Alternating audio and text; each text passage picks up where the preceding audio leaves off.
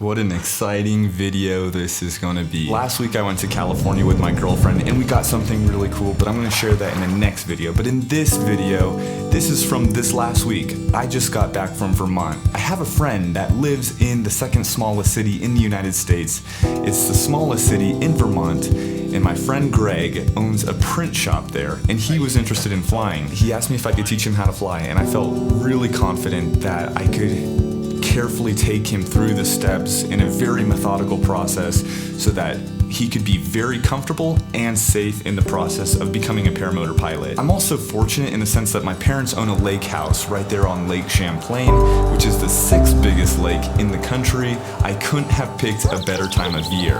It is peak foliage, meaning all of the trees from the Green Mountains of Vermont were turning orange to the reds in the Adirondack Mountains. It was heaven on earth, and the weather was glorious. Ideal, steady, low winds coming from the perfect direction to create for this really smooth airflow the entire time I was there. Before we jump into the training part of it, I want to thank Greg because with no expectation, he offered to make a run of these hoodies right here. Here's a look at how that process goes, and then we'll jump into the training. So we're going to try to inverse the colors. So now we more or less have the right shade of black. Now we're going to center it left and right. Bring it over to the camera. Focus. We're just going to bring it over to the sink. Eventually you'll see it coming over.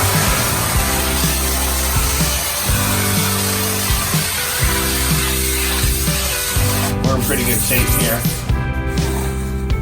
Slide into the first print head.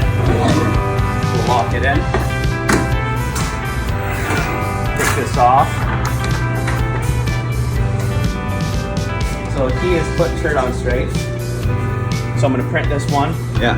It'll only do the first step. We hope to continue to do it for a long time.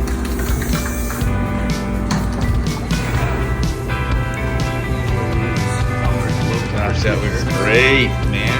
That's incredible. My father started about 42 years ago. Little experience in the family. Yeah. Another employee is on her 31st, 30th year or so. So there's a lot of experience with just a few people. If you are interested in getting one of these hoodies or a shirt, let me know. And of course, all of the profits go towards supporting the Paramotor Podcast and the YouTube videos that I'm creating. All right, so training was better than I could have imagined. I had really high expectations of Greg because he's just so passionate about wanting to fly. He has some history in flying general aviation fixed wing, but like most people who want to get into flying, the cost is so steep when it comes to flying a fixed-wing aircraft just in the fuel alone. If you wanted to own your own airplane, that's extremely expensive. But anyways, one of the other things that we really lucked out on is the place that we were afforded to do the training at. There's a place called Vermont Skydive Adventures right off of Lake Champlain, and they've got so much land that is really forgiving, but more than anything, that forgiving terrain allows the student pilot to have the peace of mind knowing that, worst case scenario, let's say if the motor quits, you can glide down anywhere. We were referencing throughout the entire time the PPG Bible by Jeff Gowen, a fantastic book. I had some literature from my training experience, and it basically outline the entire thing. I wouldn't advise somebody to go and learn on their own. I would highly suggest that you go to a very qualified school or have somebody who can walk you through the steps little by little by little so that you can confidently and safely take to the sky, doing everything you can to mitigate the risk. You need to learn about the weather, you need to learn about airspace, you need to learn about everything up front. You need to build a strong knowledge of just paramotoring in general. From there, you need to become proficient in just kiting. We spent the first 2 days kiting, and at the end of the second day, Greg was getting towed up by me pulling him on a four-wheeler. We towed about 50 times, 50 tows in total before Greg ever took that first flight.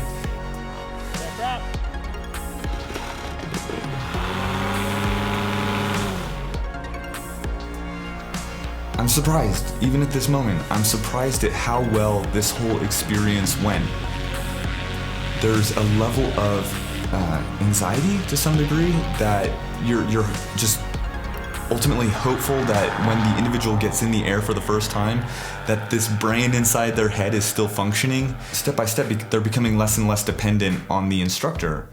And until ultimately the instructor is just there at the field to go through like the safety measures, making sure that the lines are clear, you're clipped in correctly, just there to basically create that repetition so that by the time the instructor, myself, leaves, that individual is just ready to rock and roll and fly on their own. Greg has landed on his feet every single flight. Thanks to Anthony. No, Greg is doing a super job. Even with nil winds, he's landed on his feet every time. So, I don't know, you gonna go back up? Yeah. Yeah. Oh yeah. Man, the mountains look pretty too. Oh my God. Overall, fantastic, absolutely fantastic experience. I feel so confident that he is going to continue to progress in a safe direction.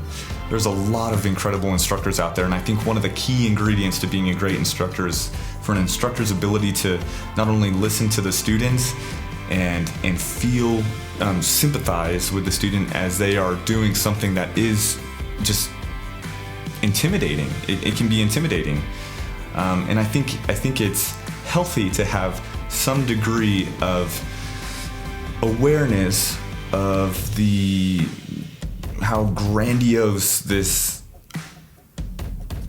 endeavor they are setting out to do is. As excited as I was, not only to train Greg, but just being in Vermont in the most beautiful time of year. I was excited to come home to Leandra and my kids. What a beautiful life. Life is weird, but it's you just try to enjoy the ride. Enjoy the ride. I love it.